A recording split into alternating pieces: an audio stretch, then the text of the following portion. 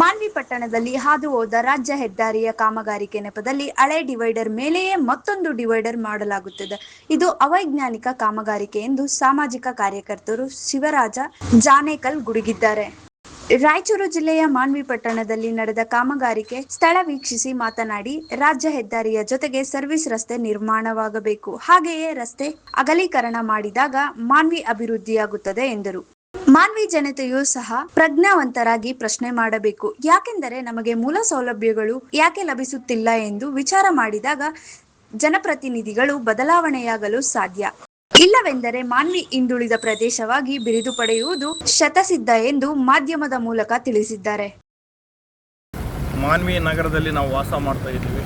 ಮಾನ್ವಿ ನಗರದ ಬಗ್ಗೆ ನಮಗೆ ಕಳಕಳಿ ಇದೆ. ಇವತ್ತು ಸುಮಾರು 1,700 ಕೋಟಿ ಅನುದಾನದ ಅಡಿಯಲ್ಲಿ ರಸ್ತೆ ಕಾಮಗಾರಿ ಪ್ರಾರಂಭ ಆಗಿತ್ತು. ಇದರ ಬಗ್ಗೆ ನಾವು ಯಾವತ್ತೂ ಕೂಡ ನಾವು ಚಿಟಿ ಅಂತ ಮಾತಾಡಿಲ್ಲ. ನಮಗೂ ನೋವು ಏನಾಗಿದೆ ಅಂದರೆ, ಮಾನ್ವಿ ಪಟ್ಟಣದಲ್ಲಿ ಇರತಕ್ಕಂಥ ಕಾಮಗಾರಿ ಇವತ್ತು ರಾಯಚೂರಿನಿಂದ 7 ಮೈಲ್ ಕ್ರಾಸ್ಲಿಂದ ಮಾನ್ವಿ ತಂದುಬಿಟ್ಟು APMCಲಿಂದ ಸಿಂಧನೂರು ತನಕ ಕಾಮಗಾರಿ ಮುಗಿಸಿ ಈ ಕಾಮಗಾರಿಯ ಕೊನೆ ಹಂತದಲ್ಲಿ ಇದನ್ನು ಮಾಡ್ತಾರಂತಂದರೆ ನೋಡು, ಇವತ್ತು ನಿಮ್ಮ ಕಣ್ಣಿಗೆ ಕಾಣ್ತಾ ಇದೆ ಮಾಧ್ಯಮ ಸ್ನೇಹಿತರೆ, ನೀವು ಸಹ ನೋಡ್ರಿ, ಮಾನ್ವಿ ನಗರದವರು ನೋಡ್ರಿ, ಯಾರೊಬ್ಬರು ಕೂಡ ಮಾತಾಡ್ತಾ ಇಲ್ಲ ಈ ಮಾನ್ವಿ ನಗರದ ಬಗ್ಗೆ. ಯಾಕಂದರೆ ಹಳೆಯ ಡ್ರೈವರ್ ಮೇಲೆ ಹಳೆ ಕಾಮಗಾರಿ ಮೇಲೆ ಗೋಡೆ ಕಟ್ಟಿ ಇವತ್ತು ಯಾವುದೇ ಒಂದು ರಾಡ್ ಸಹ ಇಟ್ಟಿಲ್ಲ, ಇಲ್ಲಿ ಯಾವುದೋ ಒಂದು ರಾಡ್ ಇಲ್ಲ, ಅದ್ರ ಮೇಲೆ ಇವತ್ತು ಹಾಕ್ತಾರೆ. ನಾನು ಇದು ಪ್ರಾರಂಭದಲ್ಲಿ ನಾನು ಅಬ್ಜೆಕ್ಷನ್ ಮಾಡಿದ್ದೆ.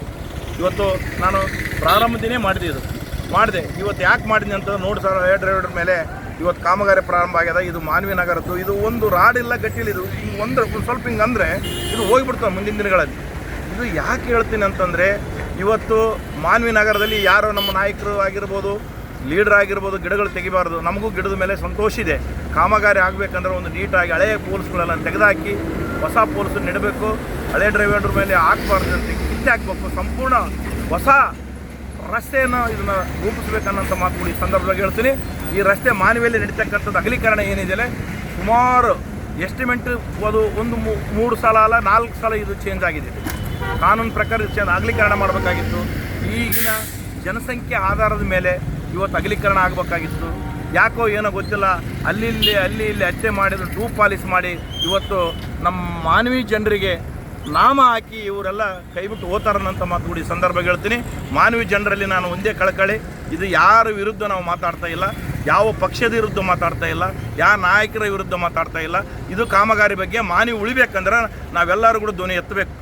ಮಾನ್ವಿ ಬಗ್ಗೆ ಎಲ್ಲರೂ ಧ್ವನಿ ಎತ್ತಿದಾಗ ಈ ಮಾನ್ವಿ ಉಳಿತದ. ಇವತ್ತು ಮಾನ್ವಿಯಲ್ಲಿ ಸುಮಾರು ರಸ್ತೆಗಳು, ಟಾಯ್ಲೆಟು ಇಲ್ಲ, ನೀರಿಲ್ಲ, ಇವತ್ತು ಕುಡಿಯೋಕ್ಕೆ ಒಳ್ಳೆ ಬಸ್ ಸ್ಟಾಪ್ ಇಲ್ಲ, ಒಳ್ಳೆ ಬಸ್ ಡಿಪೋ ಇಲ್ಲ. ಇವತ್ತು ಮಾನ್ವಿಯಲ್ಲಿ ಹದಗೆಟ್ಟು ಹಾಳಾಗಿ ಹೋಗ್ಯದಂತಂದ್ರೆ ತಪ್ಪಾಗಲಿಕ್ಕಿಲ್ಲ. ಮಾನ್ವಿ ನಗರದಲ್ಲಿ ಇವತ್ತು ಎಷ್ಟೋ ದಿನ ನಾವು ಅಂತಿದ್ವಿ, ದೇವದುರ್ಗದ ಹಿಂದುಳಿದ ಅಣೆಪಟ್ಟಿ ಅದು ಚಿನ್ನ ಆಗಿದೆ ದೇವದುರ್ಗ. ಇವತ್ತು ಮಾನ್ವಿ ಹಾಳಾಗಿದೆ ಅನ್ನೋಂಥ ಮಾತುಗಳು ಈ ಸಂದರ್ಭದಲ್ಲಿ ಹೇಳ್ತೀನಿ.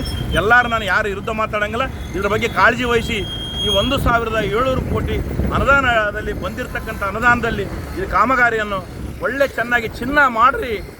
ನೀವೆಲ್ಲರೂ ಧ್ವನಿ ಎತ್ತಿರಿ. ಸಂಬಂಧಪಟ್ಟಂಥವ್ರು ಇದಕ್ಕೆ ಸೈಡಿಗೆ ಬಂದು ಇದನ್ನು ಎನ್ಕ್ವೈರಿ ಮಾಡಿರಿ. ಇದಕ್ಕೆ ಅನಾಥ ಆಗಿದೆ ಬಂಧುಗಳೇ, ಇದು ಅನಾಥ ರೋಡು, ಇದು ಯಾವ ಇಂಜಿನಿಯರ್ ಇಲ್ಲ. ಏನನ್ನ ಪ್ರಶ್ನೆ ಮಾಡಿದರೆ ಯಾವನೋ ಒಬ್ಬ 7th ಓದಿದವನು ಅಲ್ಕೈ ಮೇಸ್ತ್ರಿ ಬಂದು ಇದಕ್ಕೆ ಉತ್ತರ ಕೊಡ್ತಾನೆ. ಯಾವನು ಕ್ವಾಂಟಿಟಿ ಒಂದು ದಿನ ಕೂಡ ಟೆಕ್ನಿಷಿಯನ್ ಇದ್ದವನು ಒಬ್ಬನು ನಿಂತಿಲ್ಲ, ಸಿವಿಲ್ ಇಂಜಿನಿಯರ್ ನಿಂತಿಲ್ಲ, ಈ ರಸ್ತೆ ಮೇಲೆ ಯಾರೂ ನಿಂತಿಲ್ಲ. ಏನನ್ನ ಕೇಳಿದ್ರೆ ವೀಡು ವಾಡ್ ಅಂತಾರೆ. ಅವ್ರು ತೆಲುಗು ಮಾತಾಡ್ತಾರೆ ರೀ. ಅವರು ಎಲ್ಲಿಯವರೋ ಗೊತ್ತಿಲ್ಲ, ಅವ್ರಿಗೆ ಅರ್ಥನೇ ಆಗ್ತಾ ಇಲ್ಲ ಡ್ರೈವರ್ ಬಗ್ಗೆ. ಕಂಪ್ಲೀಟ್ ಅವ್ರು ಇದು ಕಾಮಗಾರಿ ಪ್ರಾರಂಭ ಮಾಡೋ ಕಾಲಕ್ಕೆ ಮಾಧ್ಯಮದಲ್ಲಿ ಹೇಳಬೇಕು. ಕನ್ಸಲ್ಟ್ ಮಾನ್ಯ ತಹಶೀಲ್ದಾರ್ಗೆ ಆಗಲಿ ಇದಕ್ಕೆ ತಿಳಿಸಬೇಕು. ತಿಳಿಸಲಿಲ್ಲ, ಯಾರಿಗೆ ಹೇಳಲಿ, ಇದು ಏನು ನಡೀತದೆ ಅಂತಲೂ ಗೊತ್ತಿಲ್ಲ. ನಾಳೆ ಹಿಂಗೆ ನಡೆದ್ರೆ ಮುಂದಿನ ದಿನಗಳಲ್ಲಿ ನಾವು ಉಗ್ರವಾದ ಹೋರಾಟ, ನಾವು ಚಳವಳಿಗಳನ್ನು ಹಮ್ಮಿಕೊಂತೀವಿ. ಈ ಕಮಿಟಿಗಳಲ್ಲಿ ಎಲ್ಲ ಸಂಘ ಸಂಸ್ಥೆಗಳು ಒಂದು ದಿನ ನಾವು ಮೀಟಿಂಗ್ ಕರೆದು ಎಲ್ಲರಿಗೆ ಹೇಳಿ ಮಾನ್ವಿ ನಗರದ ಬಗ್ಗೆ ಎಚ್ಚೆತ್ತಿಗೆ ಬೇಕು. ಒಳ್ಳೆ ನೀರು ಬೇಕು, ಒಳ್ಳೆ ಲೈಟ್ ಬೆಳಕು ಬೇಕು, ಒಳ್ಳೆ ಟಾಯ್ಲೆಟ್ ಬೇಕು. ನಮಗೆ ಬೇಕಿರೋದು ಇವು 3 ಇವೇನಿಲ್ಲ. ಒಂದು ರಸ್ತೆ, ಒಂದು ಹಾಸ್ಪಿಟ್ಲು, ಒಂದು ಲೈಟು, ಇವತ್ತು ಒಳ್ಳೆ ಟಾಯ್ಲೆಟು ಎಲ್ಲ ಬೇಕು. ಇವತ್ತು ಹದಗೆಟ್ಟು ಹಾಳಾಗಿ ಹೋಗ್ಯದಂದ್ರೆ ತಪ್ಪಾಗಲಿಕ್ಕಿಲ್ಲ. ಇದನ್ನು ಮುಂದಿನ ದಿನಗಳಲ್ಲಿ ಸರಿಪಡಿಸ್ತೀವಿ. ಸರಿ ಆಗಲೇಬೇಕನ್ನಂಥ ಮಾತುಗಳು ಈ ಸಂದರ್ಭ ಹೇಳ್ತು. ಹಳೆ ಡ್ರೈವರ್ ಮೇಲೆ ಇದು ಇಮ್ಮಿಡಿಯೇಟ್ ತೆಗೆದ್ರೆ ಅವ್ರಿಗೆ ಒಳ್ಳೆಯದು.